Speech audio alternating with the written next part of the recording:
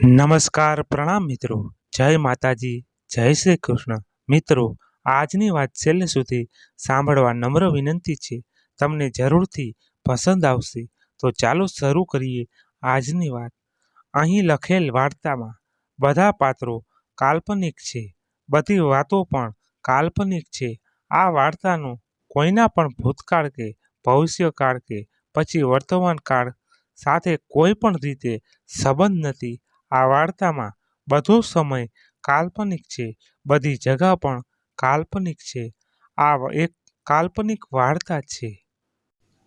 તો ચાલો શરૂ કરીએ. પ્રેમિકા, પત્ની અને પનોતી. ભાગ પહેલો. પ્રેમિકા.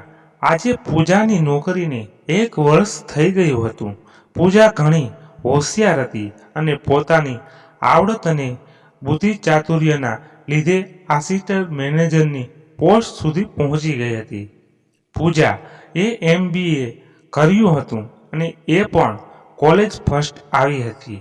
આમ તો પૂજા અનાથ હતી, પરંતુ તેના ગામમાં એક કાકી એ તેને સાચવી અને મોટી કરી અને ભણાવી હતી.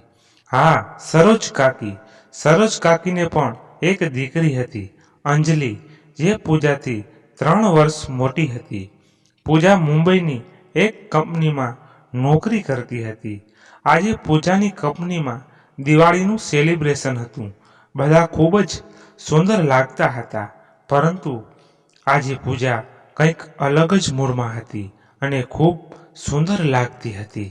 બધાની નજર ફરી ફરીને પૂજા પર જઈને અટકતી હતી.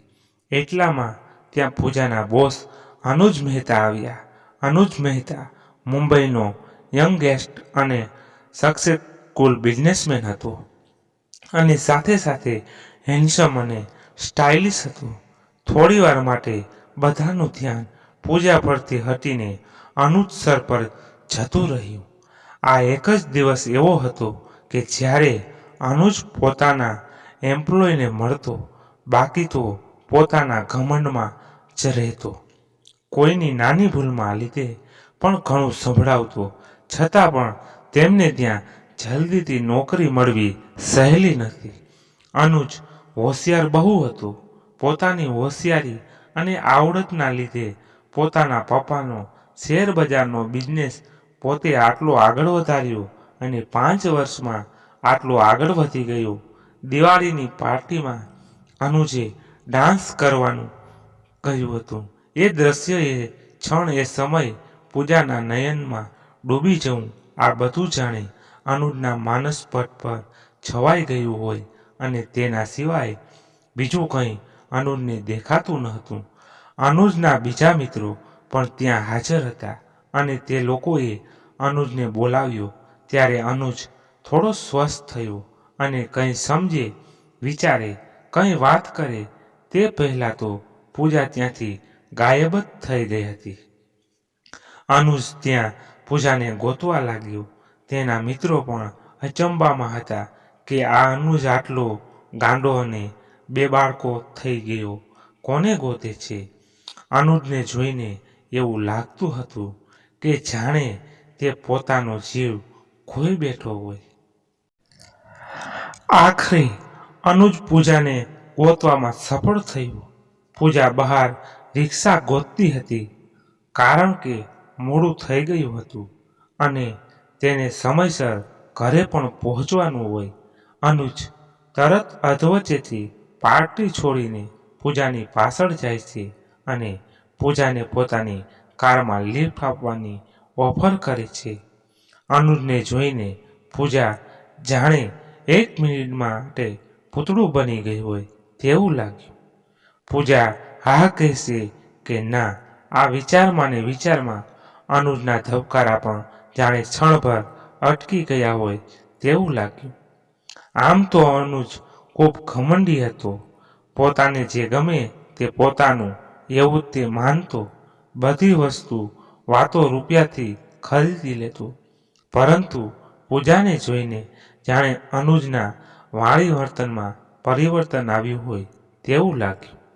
જ્યારે પૂજા ખૂબ જ સરળ છોકરી હતી, ખૂબ સાદી સીધી હતી. નાની ઉંમરમાં ઘણી દુનિયા જોયેલી હતી અને અનુજને મળી ભલે પહેલી વાર હોય, પરંતુ તેના વિશે વાતો ઘણી સાંભળી હતી. માટે તરત અનુજને ના પાડીને ચાલતી થઈ ગઈ અને પૂજા જાણતી પણ હતી કે અનુજ તેની પાછળ આવશે તો ખરી જ. પૂજાનું આવું વર્તન જોઈને અનુજનું હૃદય જાણે એક ક્ષણ માટે ધબકારો ચૂકી ગયો હોય તેવું થઈ ગયું. પરંતુ બીજી જ ક્ષણે અનુજ તરત સ્વસ્થ થઈ ગયું અને ગુસ્સામાં પાછો પાર્ટીમાં આવી ગયો. અનુજને પહેલી વાર આ અનુભવ થયો હતો.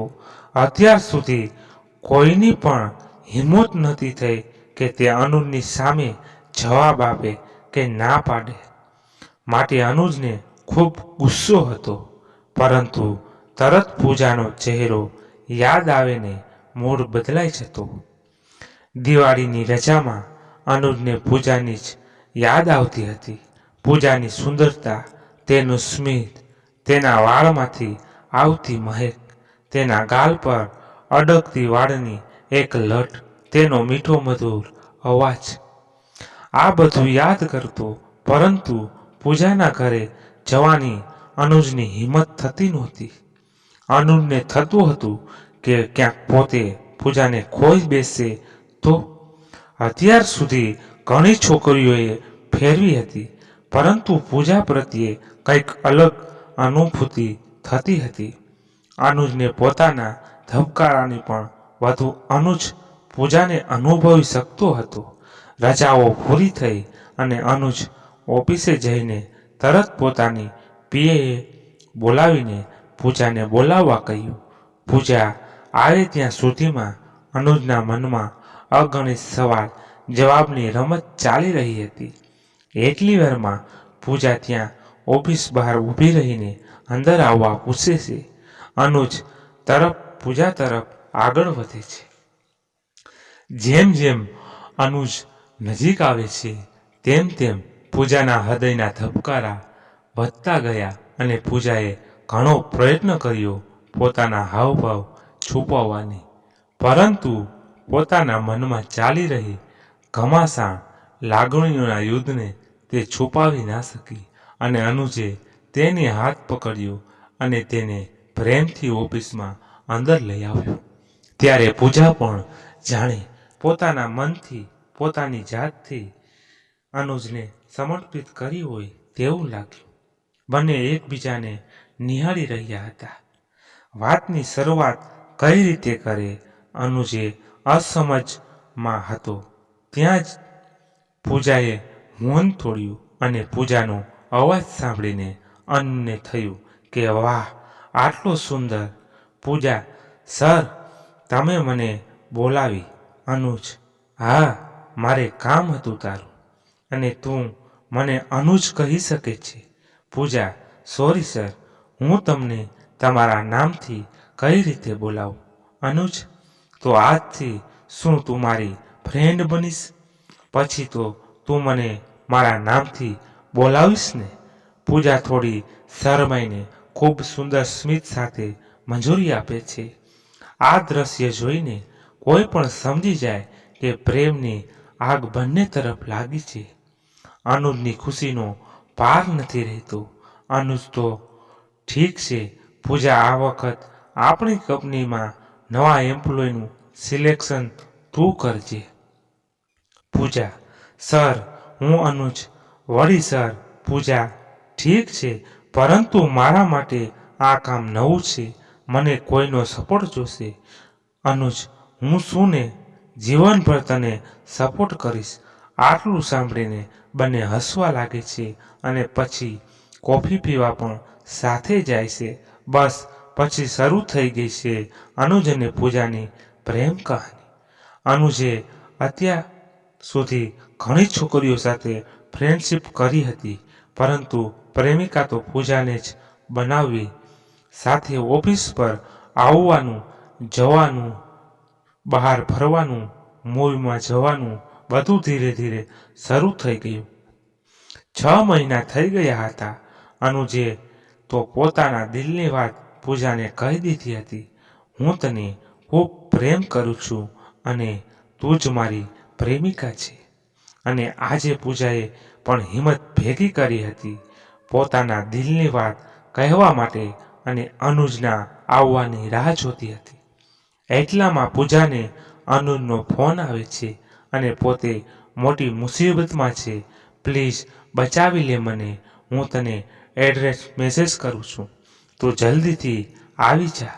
આટલું કહીને ફોન મૂકી દે છે. પૂજા ખૂબ ટેન્શનમાં આવી જાય છે અને તરત અનુજ પાસે જવા નીકળી જાય છે. આખિર એવું શું હશે? પૂજાના માથા પરથી પસીનો નીકળવાનું બંધ જ નથી થતું. ભાગ 2 પત્ની પૂજા. પૂજા ગાંડાની જેમ ભાગતી ભાગતી અનુજે આપેલા એડ્રેસ પર પહોંચે છે. પોતાના ધ્રુજતા હાથે બારણું ખોલીને અંદર ડરતા ડરતા જાય છે. ત્યાં તો પૂજાની માથે ફૂલોનો વરસાદ થાય છે અને ગીતો વાગવા લાગે છે અને સામે અનુજ પોતાના હાથમાં ખૂબ સરસ બુકે લઈને ઊભો હોય છે અને પૂજાની નજીક આવીને પૂજાને પ્રપોઝ કરે છે અને પૂજાને પોતાની પત્ની બનાવવાની ઈચ્છા દર્શાવે છે. આ બધું જોઈને પૂજાના જીવનમાં જીવ આવ્યો અને એક ક્ષણ માટે તો પૂજા સમજી જ ના શકી કે શું બોલું. એટલામાં અનુજ પૂજાનો હાથ પકડીને તેને રિંગ પણ પહેરવે છે. આ બધું જોઈને પૂજા પણ પોતાની લાગણી છુપાવી નથી શકતી અને તરત અનુજને ગળે લગાવીને ખૂબ વહાલ કરે છે. આટલું સુંદર દ્રશ્ય અને આટલો ખાસ સમય હતો બંને માટે. અનુજ પૂજાને અંદર લઈ જાય છે અને પોતાના આ ખાસ સમયને વધારે ખાસ બનાવે છે અને પૂજાને ખૂબ સુંદર ડ્રેસ આપે છે અને તૈયાર થવા કહે છે કે આજે આપણે આપણા લગ્નના કપડાની ખરીદી કરવા જશું અને 3 દિવસ પછી આપણા લગ્ન છે. પૂજા: શું ફક્ત 3 દિવસ? અનુજ: હા, એ પણ વધારે છે.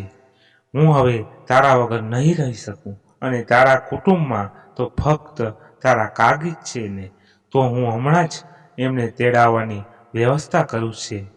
અને મારા માતા પિતા તો અમેરિકા છે, એ લોકો પણ પહોંચી નહીં શકે. પૂજા: અરે પણ તું શાંત થઈ જા, મને કંઈક સમજવાનો વિચારવાનો મોકો તો આપ. અનુજ: ના, હવે કંઈ સમય નહીં મળે. છેલ્લા 6 મહિનાથી તો વિચારે છે. આટલો સમય ઘણો. હવે ફક્ત તું મારી અને મારી જ છે. બંને ખુશી ખુશી તૈયાર થઈને ખરીદી કરવા જાય છે. અનુજ પૂજા માટે ડિઝાઇનર કપડાં લે છે. બંને ખરીદી કરે છે અને બીજી બાજુ અનુજના મિત્રો લગ્નની તૈયારી કરે છે. ગામના મોટા મોટા બિઝનેસમેન, સેલિબ્રિટી બધાને બોલાવવામાં આવે છે, પરંતુ પૂજાના સરોજ કાકી થોડા બીમાર હોવાને લીધે આવી ના શક્યા. અનુજે ખૂબ ભવ્ય વ્યવસ્થા કરી હતી. આજે પૂજા પોતે રાણી હોય તેવું અનુભવતી હતી. લગ્નની બધી વિધિ શરૂ થઈ ગઈ હતી અને જ્યારે પૂજાને બોલાવવા ગોરબાપાએ કહ્યું ત્યારે પૂજાની બહેનપણી સીધી પૂજાને લેવા અંદર જાય છે. તે સમયે અનુજ પૂજાને જોવા માટે બેબાકળો થતો હતો. સીધીને આવતા વાર લાગે છે. અનુજને થોડી ચિંતા થાય છે. પોતે જોવા માટે જાય છે કે ત્યાં સીધી બહાર આવે છે. સીધી: અનુજ, મેં અંદર બધે જોઈ લીધું, પૂજા અંદર નથી. અનુજ: શું? પૂજા અંદર નથી? આ શક્ય જ નથી.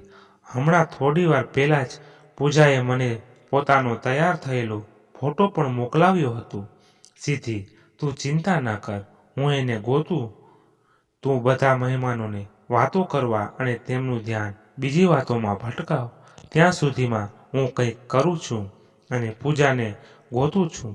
અનુજ બધા મહેમાનોનું ધ્યાન બીજી વાતો પર કરવા ડાન્સ શરૂ કરાવે છે અને આ સમય દરમિયાન પોતાને ભૂતકાળની એક વાત યાદ આવે છે અને તે વાતના કારણે પોતે ખૂબ ટેન્શનમાં આવી જાય છે. એટલામાં ત્યાં પૂજા આવે છે. તેને જોઈને અનુજ તેની તરફ જાય છે અને પૂછે છે, અનુજ, તું મને મૂકીને ક્યાં જતી રહી હતી? મને તારી ચિંતા હતી. પૂજા: મારી ચિંતા હતી કે પછી ભૂતકાળની કઈ વાત યાદ આવી ગઈ છે? અનુજ: ભૂતકાળ. પૂજા: અરે હું મસ્તી કરું છું. હું તો મંદિરે ગઈ હતી. આપણા નવા જીવનની શરૂઆત સારી રહે અને આપણે બંને જીવનભર સાથે રહીએ માટે ગઈ હતી. આલે પ્રસાદી. આ વાત સાંભળીને અનુજને જીવમાં જીવ આવે છે અને પૂજાને લગ્ન વસ્ત્રોમાં જોઈને અનુજ બધું ભૂલીને પૂજાની વાતોમાં જ ખોવાઈ જાય છે અને પૂજાને પ્રેમથી તેડી લે છે અને લગ્ન મંડપમાં લઈ જાય છે. બંને સાથે ખૂબ જ સુંદર લાગતા હતા. બધા મહેમાનો પણ બંનેના ખૂબ વખાણ કરતા હતા. ગોરબાપા લગ્નની વિધિ શરૂ કરે છે. આમ તો અનુજ ખૂબ ચાલાક હતો, પરંતુ પ્રેમમાં લોકો આંધળા થઈ જાય છે. અનુજને પૂજા કંઈક છુપાવતી હોય તેવું લાગ્યું, પરંતુ બીજી જ ક્ષણે પૂજાને જોઈને ફરીથી બધું ભૂલીને તેના પ્રેમમાં ડૂબી જતો. લગ્ન વિધિ પૂરી થાય છે. બંને જણા ખૂબ ખુશ હોય છે. બધા મહેમાનો પણ જમીને અનુજ અને પૂજાને ગુડ વિશ આપીને નીકળે છે અને પછી અનુજ પૂજાની નજીક જાય છે અને પૂજાને તેડીને રૂમમાં લઈ જાય છે. રૂમને પણ નવી નવેલી વહુની જેમ સજાવ્યો હતો. એ રાતે અનુજ અને પૂજા તન મન અને ધનથી એકબીજાને સ્વીકારે છે અને એક થઈ જાય છે. અનુજને થોડું કામ વધારે હોવાથી લગ્ન પછી તરફ ફરવા નથી જઈ શકતા, પરંતુ બહાર જમવા જવું, સાથે ઓફિસે જવું રોજ ચાલતું હતું. અનુજ જે પોતાની કે પોતાના બિઝનેસની વાત કોઈને ન કરતો, તે પૂજાને બધી વાત કરતો થઈ ગયો. આમ કરતાં કરતાં બંનેના લગ્નને 2 મહિના થઈ ગયા અને અનુજ પૂજાને રૂબીનો સેટ ગિફ્ટ કરે છે. એ જોઈને પૂજા ખૂબ ખુશ થાય છે અને પોતે પણ અનુજને એક કવર આપે છે. તે કવર જોઈને અનુજને ઘણા પ્રશ્ન થાય છે, પરંતુ ખૂબ ઉતાવળથી કવર ખોલે છે અને તે વાંચીને અનુજની ખુશીનો પાર નથી રહેતો.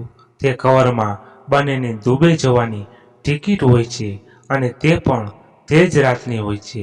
અનુજ: થેન્ક યુ, હું સમય કાઢી ના શક્યો, પરંતુ તે વિચાર્યું. પૂજા: બસ હવે જલ્દીથી પેકિંગ કર, આપણે નીકળવાનું છે. બંને જણા બધી તૈયારીઓ કરીને દુબઈ જાય છે. ત્યાં ખૂબ મજા કરે છે અને એક રાતે અનુજને થોડું ઠીક નથી રહેતું, તો તે વહેલો સૂઈ જાય છે. સવારે ઉઠે છે, પરંતુ માથું બહુ ભારે લાગવાથી ફરીથી સૂઈ જાય છે અને બપોરે જ્યાં ઉઠે છે ત્યારે પૂજાને ગોતે છે, પરંતુ પૂજા ત્યાં હોતી નથી. અનુજ પૂજાને ફોન કરવા ફોન હાથમાં લે છે તો જોવે છે કે તેના આસિસ્ટન્ટના 40 મિસ કોલ થઈ ગયેલા હતા. છતાં પણ અનુજ પહેલા પૂજાને ફોન કરે છે, પરંતુ પૂજાનો ફોન બંધ હોય છે. અનુજ હોટેલના રિસેપ્શન પર પણ પૂછે છે, પરંતુ પૂજા વિશે કંઈ ખબર નથી પડતી. આખરે પૂજા ક્યાં ગઈ હશે અને આસિસ્ટન્ટના આટલા બધા ફોન શા માટે આવ્યા હશે? અનુજના મનમાં આવા અનેક પ્રશ્નોનું યુદ્ધ ચાલી રહ્યું હતું. ભાગ 3: પનોતી. અનુજ હજુ કંઈ વિચારે ત્યાં તો ફરીથી તેના આસિસ્ટન્ટ નિખિલનો ફોન આવે છે. અનુજ: શું છે નિખિલ? તારાથી થોડા દિવસ ઓફિસ જો ન ચલાવાતી હોય તો હું તારી જગ્યા બીજાને આપી દઉં. અને તને મેં કીધું હતું ને કે હું મારી પત્ની સાથે આવ્યો છું, છતાં આટલા ફોન શા માટે કરે છે? નિખિલ: સોરી સર, પરંતુ વાત ખૂબ જરૂરી છે. અનુજ: મારી પત્નીથી વધુ મારા માટે કંઈ જરૂરી નથી. નિખિલ: શું પત્ની કરો છો? પૂજા મેડમ તમારી પત્ની નહીં, પરંતુ તમારા જીવનમાં પનોતી છે. પનોતી. અનુજ: તારી આટલી હિંમત કે તું મારી પત્ની વિશે આવું બોલે છે? આજથી તારે મારે ત્યાં નોકરી પર આવવાની જરૂર નથી. નિખિલ: અરે સર, મારે નહીં, તમે પણ તમારી કંપનીમાં નહીં આવી શકો. અનુજ: શું તું અત્યારે મારી સામે હોત ને તો બે લાફા ઝીકત. નિખિલ, પહેલા અહીં આવીને જોવો કે તમારી પૂજાએ શું કામ કર્યું છે. અનુજ, પૂજા ત્યાં છે? નિખિલ, હા, અહીં વહેલી સવારે પોતાની ટીમ સાથે આવ્યા હતા. અનુજ, ટીમ? આ તું શું કહે છે? સરખી વાત કર. નિખિલ, આજે સવારે પૂજા મેડમ તમારી કંપનીમાં તો ખરી, પરંતુ તમારા બીજા 10 ક્લાયન્ટ પર પનોતી બનીને વરસ્યા છે. પૂજા મેડમ ઇન્કમ ટેક્સ ઓફિસર છે અને તમારી ઘરે ઓફિસ પર ગોડાઉન પર બધે ઇન્કમ ટેક્સની રેડ ચાલુ છે. અનુજ, શું આ કેવી રીતે બની શકે? તું અત્યારે જ મારી ટિકિટ બુક કરાવ, હું આવું છું. નિખિલ, તમારા બધા એકાઉન્ટ પર સીઝ કરી દીધા છે. હું મારા એકાઉન્ટમાંથી તમારી ટિકિટ બુક કરાવી દઉં છું. તમે એરપોર્ટ પર પહોંચો. નિખિલ બને તેટલી વહેલી ટિકિટ બુક કરાવે છે અને અનુજ તેની ઓફિસ પર પહોંચે છે. ત્યાં જઈને જોવે છે તો અંદર સાચે પૂજા તેની ટીમ સાથે બધું ચેક કરતી હોય છે. કોઈને અંદર આવવાની મંજૂરી તો નહોતી, પરંતુ અનુજની ઓફિસ હોવાથી તેને પૂછપરછ માટે અંદર આવવા દીધો. અંદર જઈને કંઈ પણ વિચાર્યા વગર અનુજ પૂજાનો હાથ પકડીને તેને સાઈડ પર લઈ જાય છે. અનુજ, આ બધું શું છે? પૂજા, બદલો. અનુજ, બદલો? પૂજા, હા, તે જે અંજલિ સાથે કર્યું ને, તે લગ્ન મંડપમાં તારી રાહ જોતી હતી, પરંતુ તું તારા મિત્રો સાથેની શરત જીતવા માટે તે અંજલિની જિંદગી બગાડી નાખી. અનુજ, તું અંજલિને કેવી રીતે ઓળખે છે? પૂજા, અંજલિ મારા સરોજ કાકીની દીકરી હતી. અનુજ, હતી?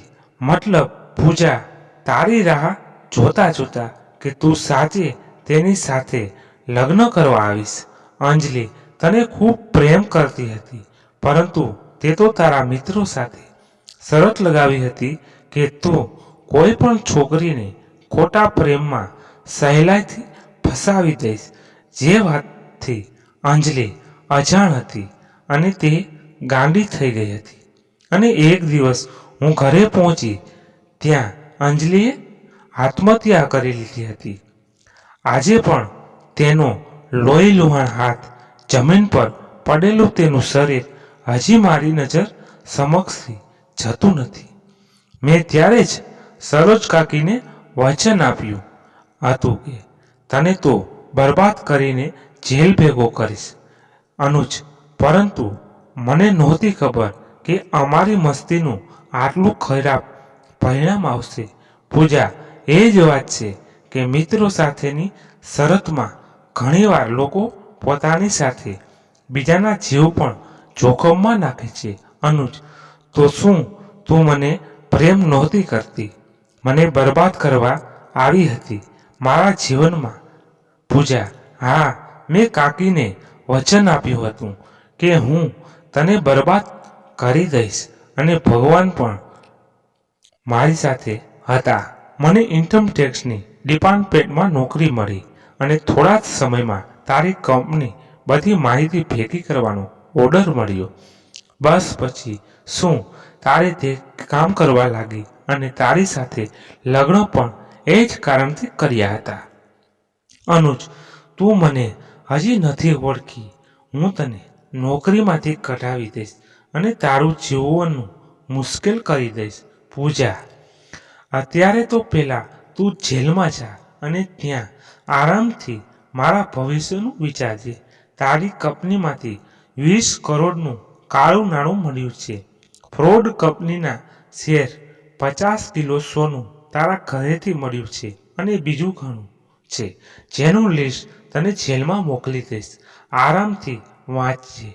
અનુજને ખૂબ ગુસ્સો આવે છે અને તે પૂજાનું ગળું પણ દબાવે છે, પરંતુ ત્યાં તરત બીજા પોલીસ ઇન્સ્પેક્ટર અનુજને પકડી લે છે અને લઈ જતા હોય છે.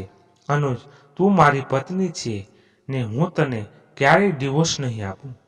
પૂજા, તારી બોલવામાં ભૂલ છે.